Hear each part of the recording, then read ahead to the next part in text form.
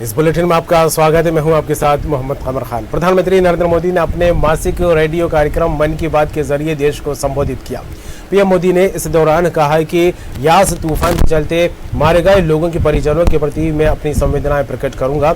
उन्होंने कहा कि लोगों ने मजबूती से इस संकट से लड़ाई लड़ी है। वहीं कोरोना को लेकर पीएम मोदी ने कहा कि संकट की इस घड़ी में डॉक्टरों नर्सों ने अपनी चिंता छोड़कर लोगों की मदद की है। पीएम मोदी ने इस दौरान ऑक्सीजन टैंकर की सप्लाई में जुटी थल जल वायु सेना की तारीफ की। पीएम मोदी ने कहा कि सेना के जवान जो कर रहे हैं वो रूटीन का मेरे प्यारे देशवासियों, चुनौती कितनी ही बड़ी है, भारत का विजय का संकल्प भी हमेशा उतना ही बड़ा रहा। देश की सामूहिक शक्ति और हमारे सेवा भाव ने देश को हर तूफान से बाहर निकाला है।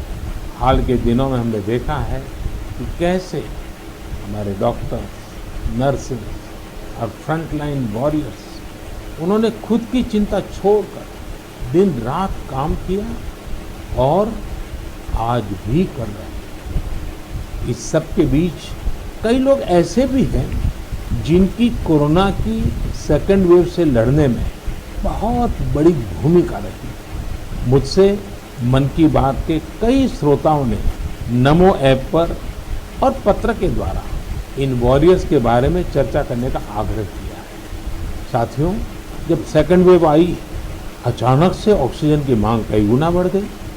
तो बहुत बड़ा चैलेंज था। मेडिकल ऑक्सीजन का देश के दूर सुदूर हिस्सों तक पहुंचाना अपने आप में बड़ी चुनौती थी। ऑक्सीजन टैंकर ज़्यादा तेज चले, छोटी सी भी भूल हो तो उसमें बहुत बड़े विस्फोट का खतरा होता है। इंडस्ट्रियल ऑक्सीजन का उत्पादन करने वाले काफ़ी प्लांट देश के पूर्वी हिस्सों में हैं।